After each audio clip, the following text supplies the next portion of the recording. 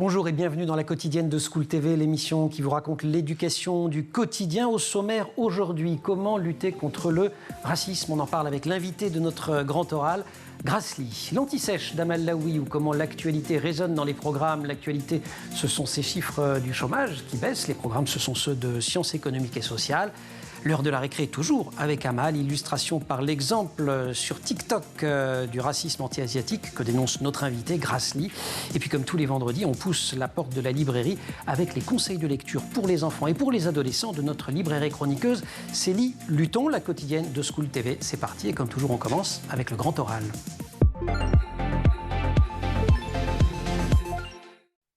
J'ai dit le racisme anti-asiatique contre lequel lutte notre invité Grasly. Grasly, bonjour. Bonjour Emmanuel. Alors c'est vrai, j'ai pas menti, mais en fait elle est peut-être pas la seule. C'est bien qu'on lutte tous contre ce racisme et contre tous les racismes en général. Mais on va dire que vous le faites avec plus de professionnalisme et d'exposition que bien d'entre nous. 85 épisodes, 4 millions d'écoutes. Ce sont les chiffres du podcast produit par Binge Audio. Et désormais, il y a aussi un livre coédité par First. Et tout cela, ça s'appelle Kif Taras, sous-titre Explorer les questions raciales sans tabou. Le tout est co-signé Rokhaya Diallo et Grasly, notre invité. Avec elle, évidemment, on va parler du racisme en général, du rôle de l'éducation pour lutter contre.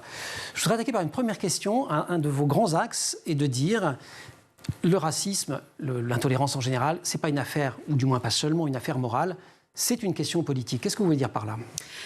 Mais pourquoi est-ce que le racisme, aujourd'hui en 2022, il perdure encore ? On sait bien, depuis belle lurette, qu'il n'existe qu'une seule race. Enfin, je veux dire, on ne vous apprend rien si on vous dit que la couleur de peau n'est qu'une question de mélanine et pas de différenciation.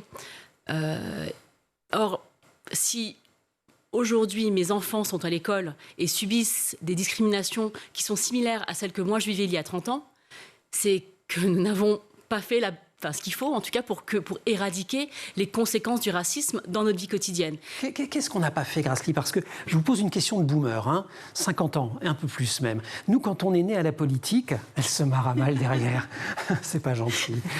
Nous, quand on est né à la politique, c'était juste après la marche des beurs. La petite main de SOS Racisme avec le slogan « Touche pas à mon pote », c'était il y a 40 ans, on était nombreux à la porter. On pensait à l'époque que le racisme allait reculer. Aujourd'hui, l'extrême droite dépasse 30% des intentions de vote à la prochaine présidentielle. Vous dites, on sait tous qu'il n'y a qu'une race, la race humaine. En attendant, la notion de race intervient maintenant dans tous les débats politiques et personne ne reprend un certain nombre de candidats quand ils l'utilisent de cette manière-là. D'où vient cet échec qui est quand même spectaculaire ? La question morale, c'est ce que on disait tout à l'heure, c'est que le racisme, c'est pas uniquement ce qui est bien et ce qui est mal. C'est aussi une forme de hiérarchisation des êtres humains qui s'est instillée, qui a infusé toutes les couches de notre société et qui, aujourd'hui, de l'école de nos enfants à la vie amoureuse, à beaucoup de choses, le travail, la recherche d'emploi, cette discrimination, elle est présente. Et donc, ce n'est pas juste une question de bien ou de mal. Ah, vous avez fait quelque chose de bien ou de mal. C'est aussi comment est-ce que ça nous pèse et comment est-ce que ça affecte ce qu'on vit tous les jours. Et le fait de ne pas reconnaître son caractère politique, ça nous empêche de lutter contre. Et on voit le résultat aujourd'hui. C'est bien parce que vous avez rappelé la marche contre le racisme et pour la liberté de 83. Oui, pardon, que j'ai appelé la marche des beurs parce que médiatiquement, on l'appelait comme ça. Oui. Mais qui a été menée notamment par Toumi Djaïdja et qui, aujourd'hui, c'est un élément qui a été fondateur pour beaucoup de personnes, qui a vraiment nous a donné une force qui s'est étiolée et la raison. Et je pense qu'il y a une grande question de déni qui fait que je suis à cette table en train de vous parler de choses que j'aimerais que mes enfants ne vivent pas. C'est bien que on en a fait un tabou et on en a fait quelque chose qui perdure. Donc c'est quoi, si je ramène nos questions d'éducation, un défaut de formation, un défaut d'information, qu'est-ce qui manque le plus aujourd'hui pour qu'on comprenne le caractère systémique de la question ? Bien, moi, si je prends mon expérience personnelle, puisque le racisme, c'est une expérience qui est sociale, je la vis à travers, en fait, le regard des autres, notamment, et comment est-ce que je suis perçue. Je dirais que le racisme, il m'a traversée parce que je n'avais pas d'espace de dialogue.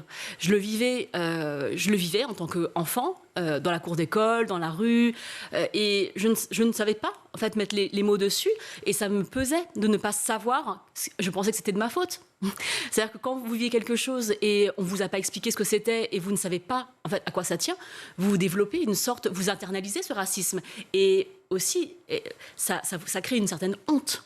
Alors on va en parler, et on va parler de quelques instants, juste après l'Anti-Sèche d'Amal Laoui, si vous le voulez bien. Grasly, Anti-Sèche, c'est comment l'actualité résonne dans les programmes. On parle chômage dans quelques secondes.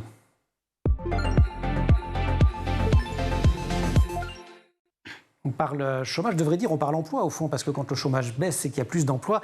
Amal, bonjour. Bonjour. Chômage qui est passé sous la barre des 8%, et cela faisait bien longtemps qu'il n'était pas passé sous la barre des 8%. C'est ça notre actu. Et selon les derniers chiffres de l'INSEE publiés le 18 février dernier, eh bien, le taux de chômage est en forte baisse au 4e trimestre 2021. Un chômage à 7,4% de la population active en France.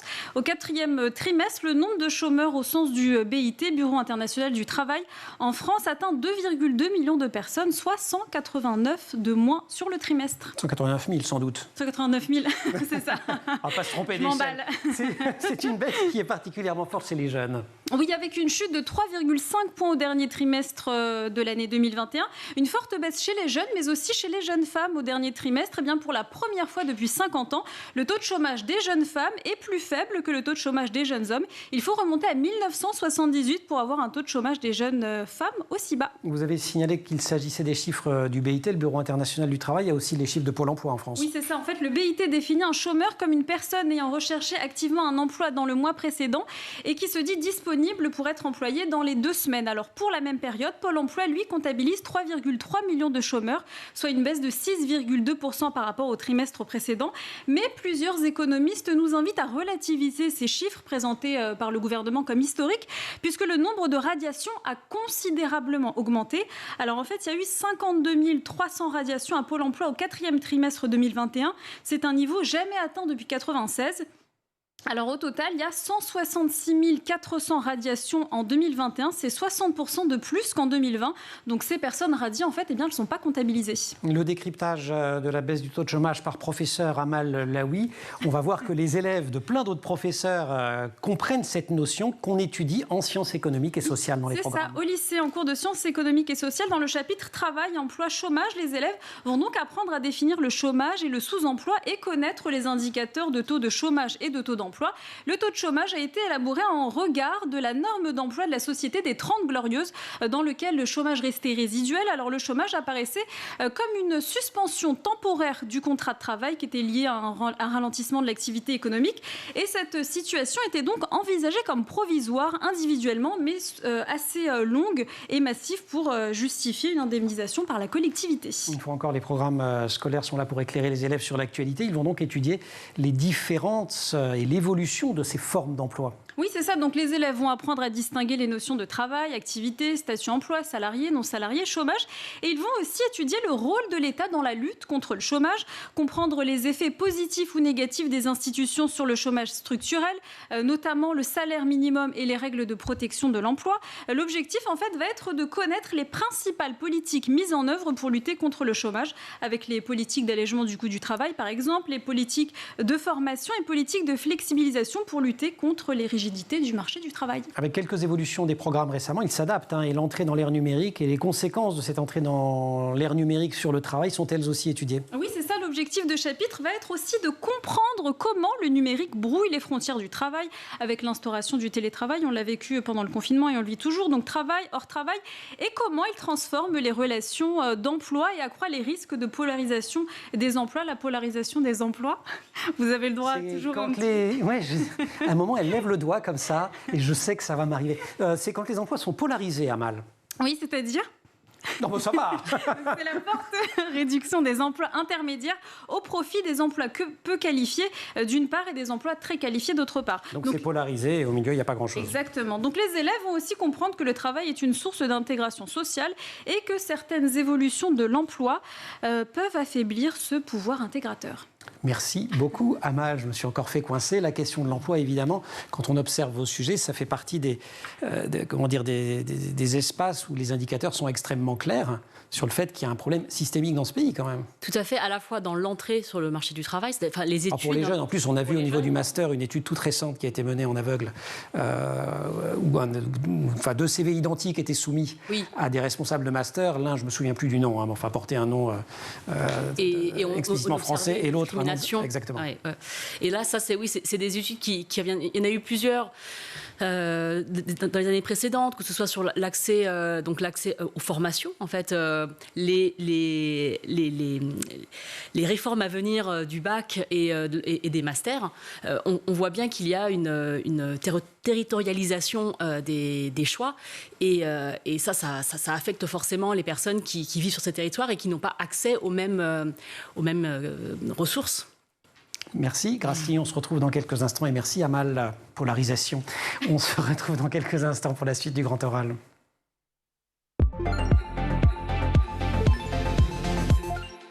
Juste avant cette anti-sèche, notre invité Grasly, co-auteur avec Rokhaya Diallo de Kif Taras, qui vient de sortir. C'est une coédition First et Binge Audio. Pourquoi Binge Audio? Parce qu'au départ, Kif Taras, c'est un podcast produit par Binge Audio, qui a un succès d'enfer. Si vous ne l'avez pas encore écouté, je vous suggère vivement de le faire. On parlait juste avant cette anti-sèche de la honte. Comment vous êtes passé vous-même de ce sentiment de honte à la prise de parole. Peut-être qu'il y a un moment charnière où vous jouez d'une expression. Vous créez d'abord un blog qui s'appelle La Petite Banane, qui est consacrée à la cuisine asiatique. Mais au départ, c'est un espèce de surnom très ambigu que vous donne votre mère, je crois. Oui, tout à fait. La Petite Banane, ça faisait référence, en fait, à la déception que ma mère avait, parce que elle trouvait que j'étais trop blanche à l'extérieur et... Non, alors, pas assez... sans doute à l'intérieur, si c'est la banane. Joli lapsus. La banane est donc jaune à l'extérieur et blanche à l'intérieur. Et donc, elle trouvait que j'étais, à l'instar de la banane, jaune, donc asiatique à l'extérieur et blanche dedans, parce que je ne parlais pas assez bien la langue que ma mère m'avait transmise, le chinois, et que je n'étais pas une assez bonne chinoise à ses yeux. Et donc, j'ai voulu retourner, en fait, ce reproche, au fond. Oui, voilà, cette boutade en fait familiale, en me disant mais moi j'ai une autre manière de vivre mon héritage qui n'est pas la même manière que ma mère, et la cuisine a été une porte d'entrée pour moi vers cette culture qui est la mienne aujourd'hui aussi, et j'ai voulu m'en emparer pour me dire mais en fait, cette honte, en fait, je ressentais une honte. Ma mère me disait, tu n'es pas assez chinoise. Et quand j'allais à l'école, je me rendais compte. Vous étiez trop chinoise pour le coup. J'étais trop chinoise. J'étais déjà, voilà. Ça se manifestait par quoi? On va en parler dans quelques instants. Mais le type d'insulte, il y a beaucoup de regard qui vous est renvoyé et qui vous fait honte.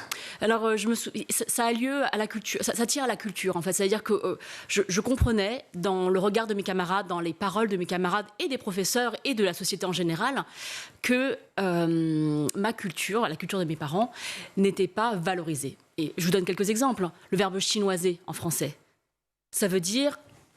Faire titiller, en fait, c'est pas quelque chose de très favorable. Non. Aujourd'hui, quand on dit je vous parle chinois, ça veut dire je vous embrouille. Et donc ces choses-là, en fait, ça vous marque quand c'est votre culture, en fait. Et ma fille, en fait, m'a dit il y a pas très longtemps que la professeure était très énervée. Elle est en école élémentaire. Il lui avait dit est-ce que je vous parle chinois? Et ma fille, elle est rentrée en me disant oh, la maîtresse, elle a dit ça. Et ma fille comprend le chinois. Donc, en fait, pour elle, ça n'a aucun sens. Puisque... et en fait, je lui ai expliqué, je lui ai dit oui, cette expression, c'est un héritage d'une idéologie raciste qui assimilait donc, tout ce qui était chinois à quelque chose d'étranger, de barbare et de non civilisé. Et qui, donc, en fait, et ça fait une différence entre les enfants parce que elle m'a tout de suite dit, j'ai ressenti, elle avait les larmes aux yeux en m'expliquant, mais pourtant le chinois c'est joli. Je lui dis oui, tout à fait, c'est très joli et c'est une langue comme une autre. Il n'y a pas à avoir honte d'être chinoise ou de parler chinois, et ça ne veut pas dire que tu ne vas pas comprendre ce que dit la maîtresse. Grasly, ce sentiment de honte, est-ce qu'il n'est pas chez vous, et peut-être chez bien d'autres, nourri aussi par un silence qui pèse dans votre famille sur l'histoire de votre famille? Justement, vous naissez en France au moment de la fin du génocide cambodgien. Vous dites « J'ai grandi parmi les survivants et des fantômes au milieu de multiples histoires d'exil, de souffrance et de perte ». Je crois que c'est dans le portrait que Le Monde vous consacrez. Mais en même temps, toutes ces histoires, vos parents vous en parlent très très peu. Oui, je pense qu'il y a beaucoup de souffrance dans la transmission familiale de mes parents. Ils n'ont pas pu m'expliquer, en fait, parce qu'eux-mêmes ne savaient pas. Et c'est hélas quelque chose que j'ai mis beaucoup de temps, en fait, à comprendre, que leur douleur... engranger de la pudeur. Et c'est vrai que le dialogue, aujourd'hui, c'est quelque chose que je prône. Je sais que mes parents n'ont pas pu parce qu'ils ne savaient pas. Et j'ai mis beaucoup de temps à leur pardonner. Vous dites que cette douleur, elle se transmet d'une génération à une autre. Bien sûr que ce trauma, en fait, que ce peuple a vécu, le peuple des parents, mon peuple, il sait bien. Enfin, moi, je l'ai pas vécu, mais il est en moi, puisque en moi coule le sang de personnes que je ne connaîtrais pas et qui ont disparu dans des conditions atroces. Et malgré les non-dits et les silences qui ont été les maîtres mots de notre famille, je sens très fortement cette histoire comme étant la mienne. On fait une toute petite pause récré, mais vous allez voir, c'est une récré extrêmement sérieuse et on se retrouve dans quelques instants parce que c'est sur le même sujet. On n'est pas obligé de faire tralala youplaboum à toutes les récrés. On peut aussi être sur des sujets sérieux. Amal, on va continuer à parler racisme avec une vidéo. Oui, c'est ça. Je vous propose de découvrir cette vidéo. C'est une jeune fille, elle s'appelle Camille, et elle énumère les propos et les clichés racistes auxquels elle est confrontée au quotidien. Regardez. Baisse un doigt si tu t'es déjà fait appeler Shintok alors que tu marchais juste dans la rue. Si on t'a déjà dit que tu mangeais du chien ou du chat. Si on t'a déjà dit je ne suis pas raciste parce que j'ai un ami asiatique. Si on t'a déjà dit je n'aime pas les asiatiques mais pour une asiate t'es belle. Si quelqu'un a déjà tiré ses yeux afin d'imiter tes yeux bridés. Si on t'a déjà associé au coronavirus. Voilà, et ça continue comme ça jusqu'à la fin. Je crois qu'il n'y a qu'un doigt qu'elle ne baisse pas, tout simplement parce qu'elle n'a pas été confrontée à la situation. Oui, c'est ça. C'est une vidéo qui s'inscrit dans la libéralisation de la parole des victimes de racisme anti-asiatique. Alors, une vidéo qui dénonce les préjugés, les injures et les agressions envers les personnes perçues comme asiatiques et qui dénonce aussi la banalisation de ces discriminations. Un racisme qui est vécu au quotidien, souvent dans l'indifférence. Il faut savoir que les propos et les agressions racistes envers les asiatiques se sont amplifiés depuis le début de la pandémie. La Commission nationale consultative des droits de l'homme a sorti son rapport, c'était en juillet dernier, sur le racisme, l'antisémitisme et la xénophobie en France. Cette instance est une instance publique, elle est indépendante et elle a pour but d'informer et de conseiller le gouvernement et les pouvoirs publics. Et dans ce dernier rapport, elle évoque notamment la haine en ligne, mais elle établit aussi un état des lieux sur le racisme anti-asiatique. Je me souviens, le chiffre était de mémoire 30%. Un tiers des personnes perçues comme asiatiques qui disent avoir subi du mépris ou des accusations de diffuser le coronavirus. Oui, c'est ça, un chiffre qui pourrait être sous-estimé selon Simeng Wang, chercheuse en sociologie au CNRS. Elle explique parce qu'en fait, il existe chez les populations asiatiques une sorte de déni du racisme. Donc ces chiffres doivent être pris avec des pincettes. Ce rapport explique que le racisme anti-asiatique a toujours existé, mais que la crise sanitaire l'a tout simplement mis en lumière. La libéralisation de la parole a donc permis l'accélération de la lutte contre ce racisme à travers notamment des événements artistiques ou des campagnes sur les réseaux sociaux. Sur Instagram, par exemple, il y a certains comptes que vous pouvez suivre comme Stop Asiaphobie ou encore Décorons les rues. Merci beaucoup, Amal. Grâce, ça résonne, j'imagine. Oui, moi aussi, j'ai baissé mes doigts quand j'ai regardé la vidéo. J'ai aussi vécu ces situations de racisme où on se sent vraiment très différent. On se sent traité comme une autre, en fait. C'est-à-dire l'autre en étant comme étant séparé d'une humanité. C'est-à-dire que ça nous déshumanise. Et c'est vrai que... Le Covid, ça a eu un effet particulier ? Absolument, c'est-à-dire que la pandémie a soulevé le couvercle et il y a eu, en même temps que le virus a circulé, une épidémie de racisme anti-asiatique qui s'est abattue sur les personnes d'origine, perçues en tout cas comme étant est-asiatiques notamment, parce qu'on associait ces personnes-là au virus et on craignait de les toucher. Une petite fille à l'école de mes enfants, on lui a dit « je ne te donne pas la main parce que tu es d'origine asiatique ». Donc ça, pour un enfant, c'est effarant. Et je me souviens effectivement du doigt qu'elle ne lève pas. Je crois que c'est qu'on lui pose la question des transports. Est-ce que les gens se sont éloignés quand tu entres dans les transports ? Et en fait, elle dit qu'elle n'y a pas été. Donc, mais on devine qu'elle n'y a pas été parce que c'est interdit ou déconseillé, mais parce qu'elle n'osait pas y aller pour pas avoir d'ennui. Il y a aussi des stéréotypes positifs qui se retournent. Est-ce qu'un stéréotype peut être positif ? Vous avez 4 heures, M. Delienkoff. Bon, en tout cas, vous en avez fait le titre de votre premier roman, Jeune fille modèle. C'est-à-dire que vous dites quand même que dans l'image aussi des Asiatiques, il y a cette idée de perfection, il y a des stéréotypes favorables. Oui, c'est vrai qu'il y a cette idée récurrente que les communautés asiatiques seraient des communautés modèles. Ça veut dire qu'elles s'intégreraient mieux que d'autres communautés. Et donc ça, c'est une idée assez qui non seulement en France, mais aussi aux États-Unis, États-Unis, en Angleterre. Voilà, ça nous colle un peu à la peau. Et je pense que ce n'est pas pour dire que les personnes ne s'intègrent pas ou qu'ils ne seraient pas des citoyens exemplaires en France. C'est pas ça que je veux dire. C'est juste que c'est souvent utilisé comme un outil pour diviser les personnes. Parce qu'on serait modèle par rapport à qui, en réalité? Et peut-être modèle, surtout quand vous vous taisez. Je pense quand vous êtes invisibilisé. Quand ça arrange, voilà. Quand ça arrange. On continue le grand oral dans quelques instants. Merci beaucoup, Amal. On continue le grand oral avec Grassley. Kif Taras, c'est le titre du podcast de Rokhaya Diallo et Grassley sur Binge Audio. Kif Taras, c'est le titre du livre co-signé par Rokhaya Diallo et Grassley, sous-titre « Explorer les questions raciales sans tabou ». 5 parties. Je ne comprends pas la race, est-ce que ça existe ou pas? Les racistes ne sont pas, entre parenthèses, seulement des méchants. On ne peut pas changer le passé. 4e thème, le talent n'a pas de couleur. 5e thème, ne vous trompez pas de combat. Et Grassley est notre invité. Je voudrais qu'on revienne sur le rôle de l'école. D'abord, pour vous déjà, c'était indiscutable, l'école, du point de vue de vos parents. Vous deviez réussir à l'école. Oui, c'est vrai qu'ils avaient beaucoup d'espoir mis dans l'école, investi dans l'école, parce que j'allais pouvoir avoir un futur qu'eux n'avaient pas eu. Il y a ce qu'on vit à l'école, ce qu'on y apprend. Il y a aussi ce qu'on vit dans la cour de récréation. Et vous, c'est quand même au moment de l'adolescence, dans le regard des autres, que vous vous sentez, et là je reviens sur ce que vous disiez il y a quelques instants sur la jeune fille modèle, c'est là que vous vous sentez regardé ou pas regardé, mais d'une certaine manière, vous commencez à comprendre qu'il y a un pépin. Oui, c'est-à-dire que le fait d'avoir grandi comme étant une jeune fille perçue d'une certaine manière d'étant asiatique, ça m'a mis plusieurs couches en fait. C'est-à-dire qu'au moment de l'adolescence, et c'est le thème de ce roman que j'ai écrit en 2018, on vit beaucoup de choses, on est dans l'opposition, on se construit, et le fait d'avoir à faire avec un fossé non seulement générationnel avec nos parents, mais aussi quelque chose de culturel envers avec ce qui se passe dans la société et le regard qu'on porte sur nous, ça crée beaucoup de choses, beaucoup de remous qu'il faut adresser. Je vous cite encore, au lycée, j'étais invisible auprès des garçons, pas très populaire. Puis pendant les années suivantes, j'ai commencé à me faire draguer et à me rendre compte du poids des stéréotypes et des fantasmes associés aux femmes asiatiques chez les hommes occidentaux. On serait toutes hyper soumises, dociles, douces, souples, bonnes cuisinières, une image de geisha avec plein de compétences et un vagin serré. Le sexisme et le racisme, pour autant, vous allez, le déclic, la femme de combat que vous êtes devenue, c'est pas tout de suite. Quel a été le déclic? J'ai vraiment commencé à m'intéresser à ces questions-là quand j'ai travaillé la transmission, c'est-à-dire que quand je suis devenue mère, donc assez tard, finalement dans mon parcours personnel, je me suis rendu compte que je voulais pas du tout transmettre à la fois ni de non-dits, ni de choses fausses ou réductrices à mes enfants. Mais jusqu'à ce moment-là, vous vivez avec? Et je me suis accommodée. Vous parliez de déni tout à l'heure. C'est vrai que le déni, c'est une forme de défense.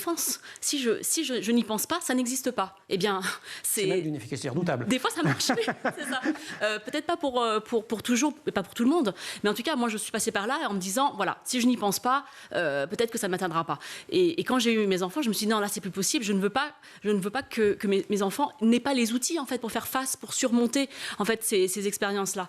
Et donc, moi, c'était mon déclic, donc de leur expliquer pourquoi les représentations, elles sont à la fois fausses ou réductrices, comme vous avez expliqué l'invisibilité, pourquoi est-ce qu'on n'a pas de personnages asiatiques dans nos séries ou dans notre cinéma, ou peu en tout cas. Aujourd'hui, ça va de mieux en mieux. Ou bien, à l'inverse, des rôles extrêmement figés. Donc, vous avez dit une femme sexuellement très disponible, par exemple, ou bien très serviable, comme une nourrice, ou bien comme une cuisinière. Voilà, ces rôles-là, ils sont souvent très vides, c'est-à-dire que vous avez juste eu un métier et personne derrière, pas d'humanité. En fait, l'humanité, c'est bien ça, le combat du racisme, c'est de réhumaniser les personnes à qui le racisme a enlevé une part d'humanité. Et retire l'humanité. Quand on commence, ne serait-ce qu'un tout petit peu, à retirer l'humanité d'un être humain, on est tout près d'un précipice absolument terrible. On peut lutter aussi par la fiction, vous l'avez fait avec un roman, et on le fait régulièrement avec les romans que suggère Célie Luton, notre chroniqueuse et libraire. Amal, vous allez lui céder la place. On rentre tout de suite dans la librairie.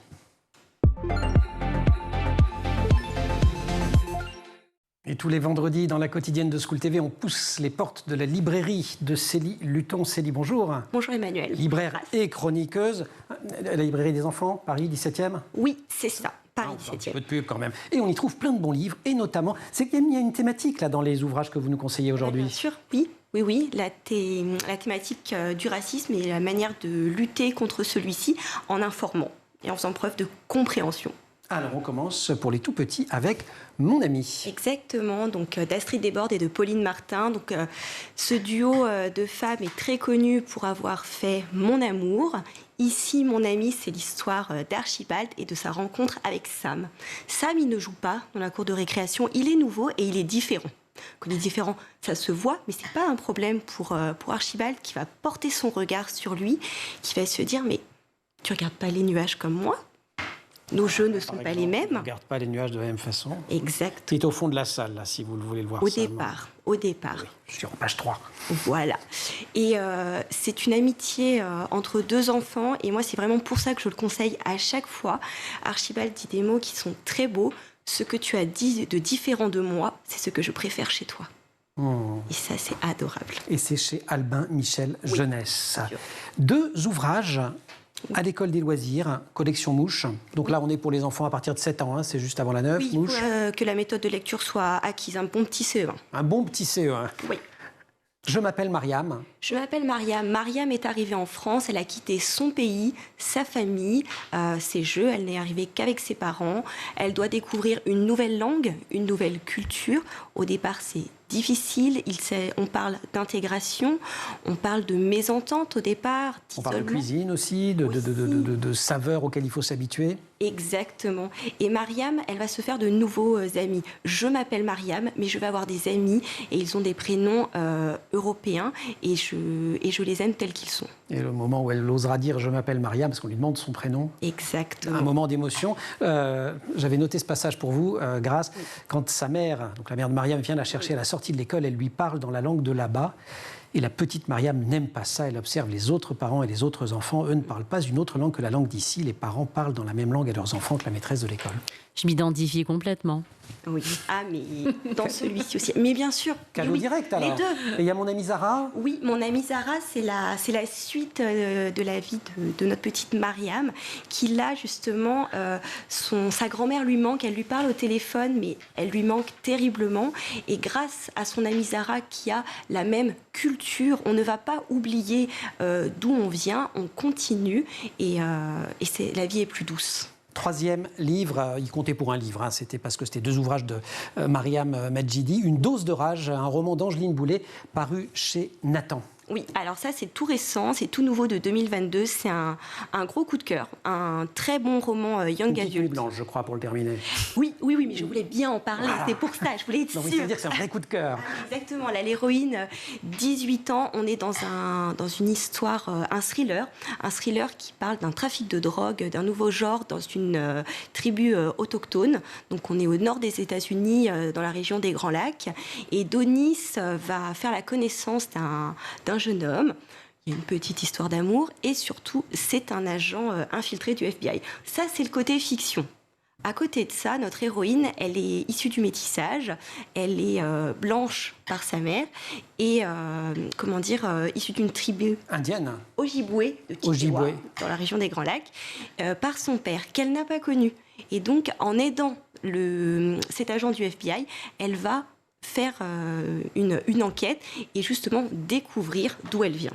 Roman, je crois, assez palpitant aussi. Le côté thriller est important quand même. Oui, on apprend plein de choses puisque l'autrice elle-même est issue justement de la tribu des Ojibwe de Chippewa. Que je le dise bien, attention. Merci beaucoup. Je vous l'offre aussi. Ils ont quel âge les enfants ? Moi j'ai 10, 12, 14. Ah bah alors, 14. Direct. Pour 10, c'est peut-être un petit peu... mais ce sera pour les copains de l'école primaire, Mariam. On peut en discuter. Tout à fait. Avec grand plaisir. Merci beaucoup. Important. Et qu'est-ce qui vous avait donné envie, d'ailleurs, vous avez commencé, on le signalait, par ce roman sorti en 2018, je crois. Je fais tout ça de mémoire. Mais Oui, en fait, moi, j'ai eu envie d'écrire une histoire parce que je trouvais que j'aurais envie. Je voulais la lire quand j'étais plus jeune. Et vous avez écrit l'histoire que vous auriez aimé lire. Exactement. Ouais, c'est une belle raison d'écrire des histoires.